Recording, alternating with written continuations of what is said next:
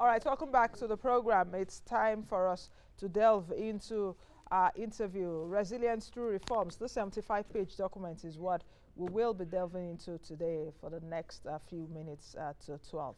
All right, my guests are with me right now. Shubham Chaudhuri, who is the country director, World Bank, is to my immediate right. Marco Hernandez is to my extreme right. Marco Hernandez is the lead economist for the World Bank report. Welcome, gentlemen. Good to see you again. Good morning. Welcome. Now, let's get started, and I'll start with you, Shubham. This latest Nigeria development update, Resilience Through Reform, says that Nigeria is exited a recession.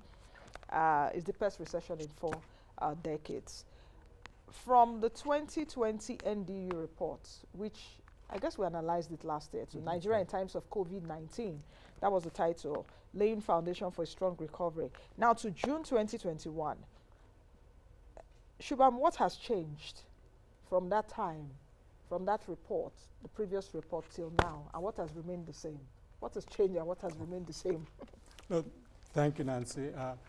So I think the basic messages are, first, I think it's great that Nigeria emerged from the recession as quickly as it did. I think if you go back to what we were saying in 2020, we were fearing that the recession would be a lot deeper than it turned out to be.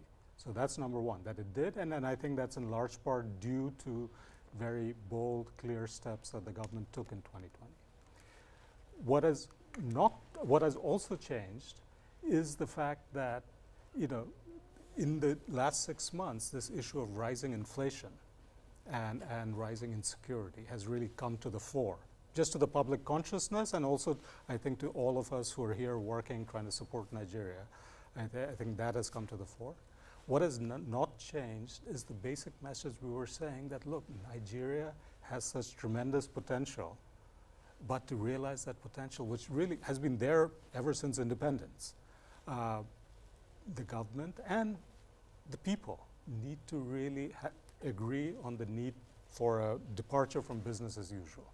Okay, that potential has not been realized. So critical reforms to the government in terms of keeping on the path that they've started. So not settle back to we've come out of the recession, now things are fine. That the reforms remain as critical, and in some ways, because of the inflation and the rising insecurity, it's even more urgent.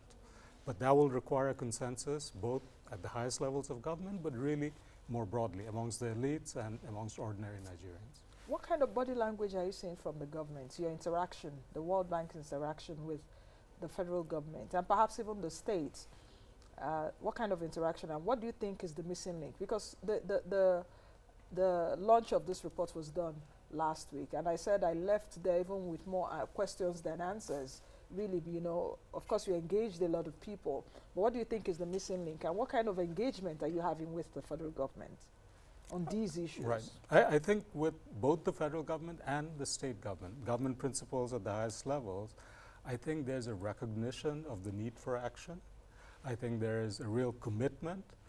What I do see is also a kind of a sense that, look, yes, we may think that there's a need for immediate action, but we have to make sure, given the Nigerian context, that there's a broader consensus. And that means lots more discussions, making sure everyone is agreed on the course of action. That consensus, I think, is still emerging or is not there yet, and that's maybe part of the hesitation to kind of keep going at the pace we saw in 2020. In 2020, I think there was a little that consensus because of the severity of the crisis. Mm-hmm. Now that Nigeria has emerged, there's a little less consensus. And then let me say consensus amongst the elites, political, business, within government, etc., but also consensus in the public at large. Okay, so I think that's what we sense, a commitment, a recognition of the need to continue to do a lot more, but maybe a little bit more hesitation about the need for action right now and the speed of it. The urgency of implementation of those actions, because you also noted last week that the reforms are there. What we should do, even Governor Fayemi said it, what we should do, everybody knows it, but why are we not doing it? Marco, Resilience Through Reforms, in 2 minutes, give to me the highlights, or give to our viewers, really, because I've read it, so it's not. Yes, no, give and to our thank you, viewers, Nancy, for highlights having us again. So, I mean, as the title show is really about the pace of reforms, and that's going to determine how Nigeria enters the new phase of growth, right? So it has exited the recession, but it is still growing at a lower pace in comparison to other countries in sub-Saharan Africa. For example, in 2021, we're projecting 1.8% of growth for the Nigerian economy. That compares to an average of about 3.4% for sub-Saharan Africa, right? And a similar situation happens for 2022. So taking that into account is what is missing, and I think it's the opportunity to build on the bold efforts that we're taking, especially in 2020, right? To start moving on the fuel subsidy, to start moving on the electricity sector, to repurpose the COVID funds so that they can target better expenditures that would help us to mitigate the effects of shocks and so forth. You know, also moves on the exchange rate front more recently as well. All of them are positive, right? But building on those reforms, which happen often in the face of vocal opposition, what can be done to make sure that they accelerate going forward and that they build the foundations for a strong recovery? Because Nigeria is going to need reforms that are sustained and implemented for years to come, and that effort is going to have to be sustained also by subsequent governments. So it is that phase about you have these two options. The departure from business as usual essentially means sustaining the reform momentum in order to make sure that growth is not only faster, but it's also more inclusive and it's sustained, and that has been missing in previous decades. So that reforms will ensure that actually happens. The growth of 0.51% that we saw for the first quarter of 2021, what do you think were the triggers of that growth? Because we saw 0.11% in last quarter of 2020, 0.51% in the first quarter of this year. What do you think were the triggers, really? So in terms of drivers, let's say, first of all, we have exogenous factors. So the price of oil has been rising, and that has definitely been helping to boost momentum on consumption, on a little bit on investment, in comparison to what would have been a situation with a lower price of oil.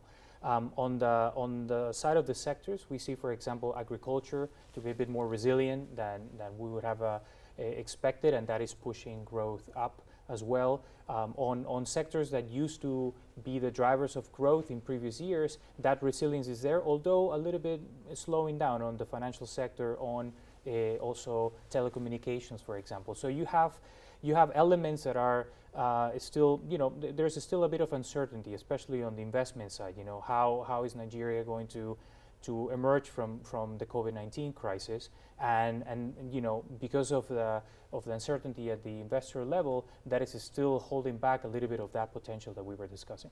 Shubham, let me come to you, and I'm taking this report also from the angle of the report of 2020, laying Nigeria in terms of COVID, because I guess that's also where some things also came out, what we have done so far, and why you also came about this resilience through reforms. When I was taking a look at even the Nigeria in terms of COVID-19, I looked at policy options which you talked about, that we need to, the outbreak containment, we need to enhance macroeconomic management to boost investors' confidence too.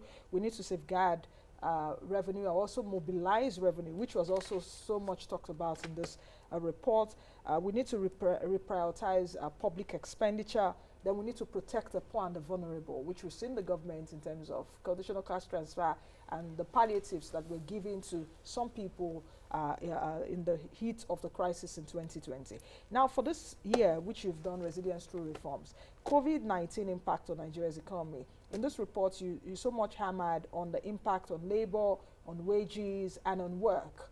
I would like you to elaborate on that, how much pain the pandemic has inflicted on us as Nigerians, and is the pain, is this so is this so much?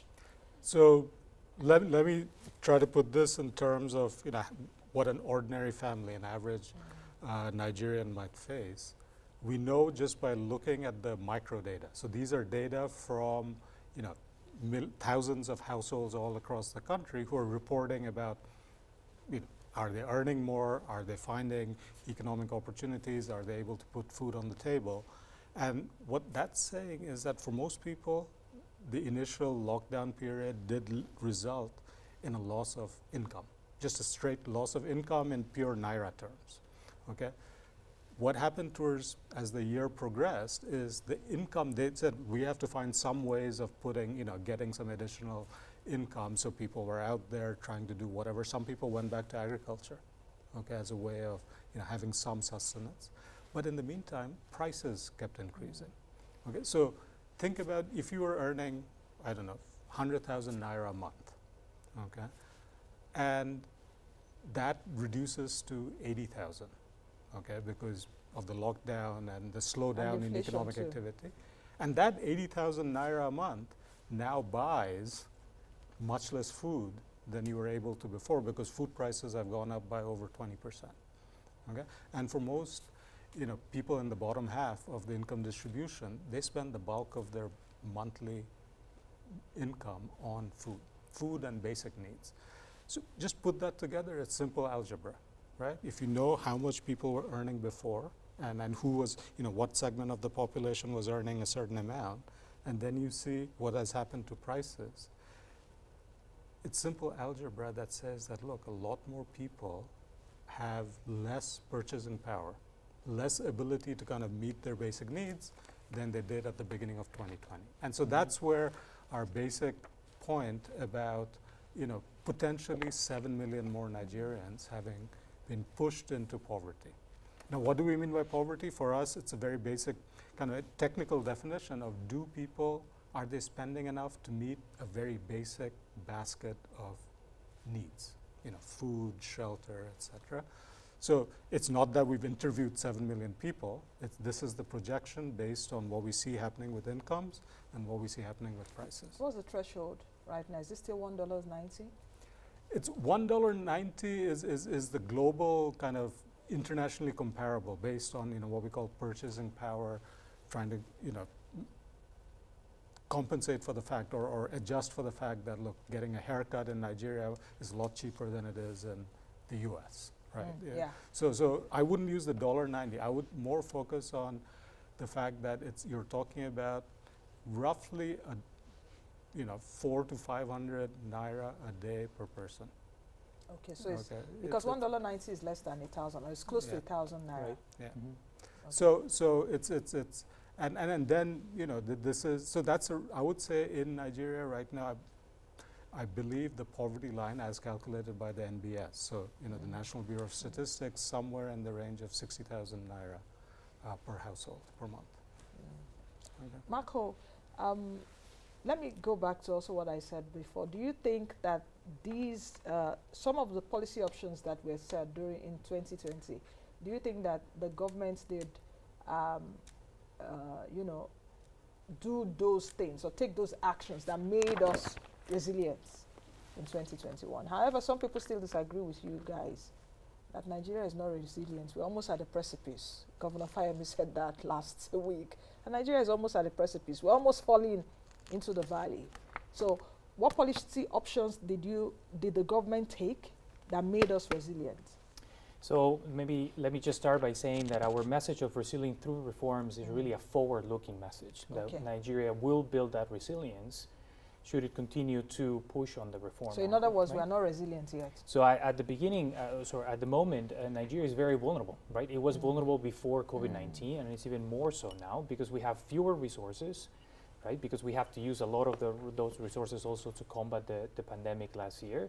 And we're in a situation where the global economy is much more vulnerable as a whole. So we know less about how trade is going to recover, or investment or consumption and so forth. But let me go back, Nancy, to complement one point that Shubham was highlighting. Often when we talk about how the crisis is affecting Nigerian families, Nigerian workers and so forth, we often look at issues related to unemployment, for example, or labor opportunities, for instance. There is one statistic that I wanted to highlight just to stress how critical the impact of this crisis has already been on Nigeria and how likely it is to persevere for some time, which highlights the urgency for these reforms. And that is how monetary indicators translate into the day-to-day living of Nigerians. So food insecurity. So there is one statistic in the report that highlights that before COVID-19, you had around 6 to 7% of households that had an adult that went the entire day without eating. That is a striking statistic. 6 to 7% is a very large number of households, right? But that went a day without eating. An adult that went the whole day without eating. That statistic is now much more concerning. It has gone from 6 to 7% to 18% based on the latest information. 18% of households had an adult that went without eating for the entire day. So you can imagine when you're hungry, you're only thinking about food, right? You cannot think about anything else. So I think that really highlights how all of these factors come together to show how important it is to make sure that the situation changes, and for that to change, that importance of reform. So the government has taken action, and we note in the report bold actions that have happened over the past 18 months to try to mitigate the impact of the crisis and lay foundations for our recovery. What we're highlighting is important to make sure that those are sustained, so that we do not go back to previous situations.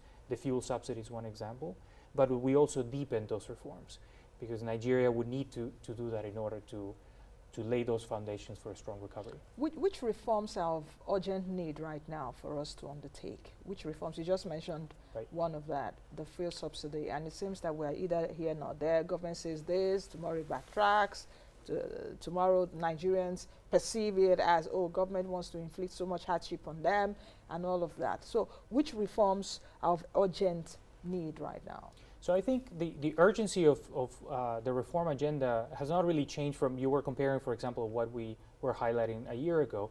I don't think that urgency has changed, because let's say the policy areas have been defined, and they have been announced also by government as well. I think what has changed a bit is the sequencing. Right now, the key priority, we believe, is to reduce inflation, and to do so in a way that supports the recovery, right? Because inflation is very high and is eating the purchasing power of Nigerians, and at the same time protect the poor and vulnerable from the effects of COVID-19. So with those two in mind, what the report highlights is the importance of a sequence approach that involves exchange rate reforms, fiscal reforms, trade reforms. Super important to open the economy so that not only the price of food comes down, but also to ensure that the price of pharmaceuticals and medicines also comes down. In the height of COVID-19, we know how critical that is. Okay, Shubham, you want to add? Yeah, I think so. It will take a kind of a package of things. So there's no one thing that'll solve the problems, but I would stress the importance of moving on fuel subsidy reforms. Why? Simple. I call it the 100 billion naira question, or you can call it the 600 billion naira choice. Right now, given where oil prices are, in terms of the recovery, maintaining the price of PMS, gasoline, at the level that it was kind of frozen at back in December and January, means that every month there are about between 100 to 120 billion naira that are not flowing into the Federation accounts for federal and state governments to use for other purposes. Okay. So then you might say that's fine, because fuel subsidies, that's the choice, right? But then you have to think about the fact that you have this subsidy for PMS, who is that benefiting? You'll see in the report, most of the benefits go to those who consume the most fuel. Well, who do you think that is? Okay, and then there's of course the issue that there's considerable smuggling across the border to Benin. Who do you think benefits from that? So if you think about how could government, and really Nigeria, choose to use this 100 billion naira a month, our point is simply this, that right now the urgency and criticality of taking that 100 billion naira and directing it towards public spending that really directly helps the poor, whether it's by scaling up in a big way cash transfers to kind of help cushion ordinary Nigerians from the effect of inflation, or whether it's to invest in primary health care. But Nigerians may not see it that way. They will say that the government wants to inflict, because there was a time, this was also enumerated at the conference, at the report launch last week, when Governor Fayemi did say that people in his state, they don't really enjoy fuel subsidies, unlike people like in Lagos and all of that. Where I'm going to really is that how do we get Nigerians to understand that the fuel subsidy is not really helping them? Because what they will see really is that when the fuel price is elevated to about 380 something, which the Governors Forum they talk about some time ago, they will just see a direct impact on their livelihoods. Transport costs will go up, definitely. It would add to inflation, perhaps, food prices and all of that. So that is the thing that Nigerians will be looking at. So how can we communicate that? I think what I would say is, look, there are going to be trade-offs. I think part of the communication is the discussion we're having here today in terms of the way we're putting it is there's 100 billion naira every month. How would the Nigerian people like to see that spent? It could be spent in the way it's currently being spent, which is it's going towards subsidizing PMS, which is primarily benefiting people who have lots of cars and convoys and smugglers. It's also benefiting ordinary Nigerians because it's keeping maybe transport costs down a bit more than they would otherwise be. But can you take that 100 billion naira and put that towards something else that would more directly help benefit ordinary Nigerians? We believe there are such things. For example, scaling up cash transfers. But it's all we're trying to do is bring some facts to the table, and then the choice remains Nigeria's choice. Marco, how to reduce inflation? Because inflation poverty had just a page, had a section here. What are the urgent steps needed to reduce inflation? You were talking about it, but I want you to, you said it in passing, I want you to enumerate. Are there things that we can do quickly to reduce inflation? Inflation is trending downwards though, from about 18% to about 17.93%, the last data that NBS brought out. What are the things that we can do? And the central bank, which is the responsible authority for this. So I think there are 6 core areas that we highlight in the report, and in each one there were specific actions that we propose for discussion, and once again it's also Nigeria's choice. So the first is exchange rate management, and here what we believe is that more flexibility in the rate that is currently in the investors and exporters window would help to not only boost investor confidence but also to help reduce inflation. And we see that because right now inflation is tracking the parallel rate in the market. People are seeing the parallel rate as the exchange rate to look for. So movement on that front we believe will help on both regards, right? On boosting the growth and also reducing inflation.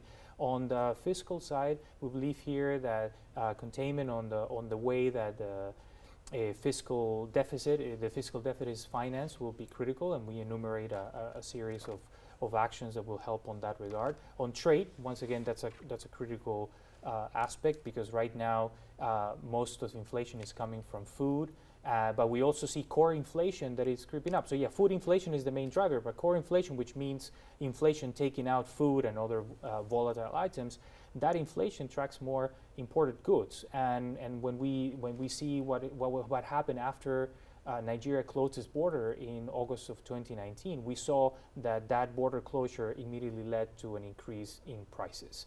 So fully reopening borders, for example, is one concrete measure. On the monetary side, establishing a price stability as a core objective will be essential. Right now, there are more than one objective, so that's why it's difficult to anchor expectations. And then we have the options of protecting the poor and also supporting micro and small firms, so that both of them would help Nigerians to have a bit more purchasing power for consumption, and also to mitigate the effects that inflation has already put upon them. So it is this combination, is a package, as Shubham was saying, is that package of reform that is critical. And how about the component of insecurity?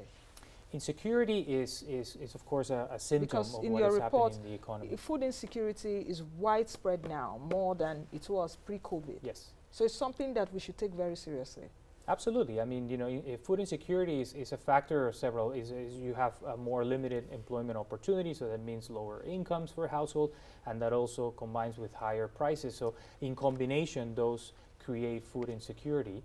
So building from the 6 areas that we highlighted, we believe that also that would help to improve food security in the country, and also to mitigate the effects of broader issues, like, for example, insecurity at the national level, which we have seen that it has been creeping up throughout the previous months. Shubham, let's talk about borrowing, a very sticky point. Nigeria's debt stock is around 33 trillion naira right now. The debt servicing cost is high, so high cost of debt servicing is also increasing that fiscal rigidity in Nigeria. Speak to me about what options are available right now, because we have a very less physical space and we're very vulnerable at this point. The issues of revenue also. So I think, if you would let me, Nancy, I think of things in very simple terms. And so think about a household where, the main income earner, so the father has lost his job, okay? Or maybe his pay has been reduced, right? The household has a choice saying that, okay, now do I pull my, eldest daughter out of college because we can't finance the tuition? Do we scale back on, basic food consumption? Maybe we eat out less. Do we, cut back and maybe we don't buy new clothes this year, right? So choice for a country is not that different, right? There are these fiscal pressures because of the COVID crisis, et cetera, and because there isn't that much income coming into government in the first place because government revenues have not been that high, right? Now, the choice is, do we cut back, or do we maybe, like a household, can say, look, let's borrow, but let's make sure it's to put keep our daughter in school, okay? It's really important that we don't, sacrifice that, okay? So it makes sense to borrow, but only if the loan, the debt, is being used for, productive purpose. That's very different from borrowing and saying, yeah, let's go eat out more. Okay, so I think the choice for Nigeria is really, it's not, are there investments that need to be made right now in human capital, in Nigeria's future, basically, children and youth, and in infrastructure, basically? We would say yes. Right now, unfortunately, Nigeria doesn't have the revenue base to be able to afford it all itself. Does it make sense to borrow? Given where the debt levels are, compared to the size of the economy, and if you look at other countries, it's not that high, okay? So we would say yes, but you're absolutely right that in order to even service that debt, even if it's put to good use, right, revenues have to increase, okay? And then that's been a big part of, I think, what the government has focused on, but it won't happen overnight. That's the key thing. So the issue more is about raising revenues than even cutting costs, because I also remember what the DG Budget Office just said. Assuming we even cut the cost, it's not going to go anywhere. So the question really is, let's raise revenue. How do we do that? Is it raising taxes? How many, tax to GDP ratio is 6%. How many Nigerians are paying taxes? That's one. Is it a matter of about raising taxes or getting more people to pay taxes? But bear in mind that Nigerians, about 45% of the businesses here are MSMEs. And MSMEs contribute about 84% of jobs and 96% of employment. So is it those people that you're going to tax? Bearing in mind also that there's a Finance Act 2020 that says that for MSMEs or businesses that make 25 million naira or less would not pay VAT and all that. Exactly. So where does government get revenues from? So, I mean, the two main sources of revenues are oil revenues and non-oil revenues, right? So non-oil revenues are essentially taxes and some other levies, right? And I think there's opportunity to raise revenues on both sides, right? So you have the opportunity to make sure that the revenues that are coming from oil, as much as possible, are transferred to the Federation account. And one way to do so is to improve the transparency of the oil and gas sector. There have been notable efforts in this regard by the Nigerian National Petroleum Corporation last year, so we want to commend them for that, but there's much more that can be done. And on the non-oil sector, what we highlight is what can you do now that you're in the middle of a crisis? Because of course raising taxes in the middle of a crisis is also not necessarily helpful for growth.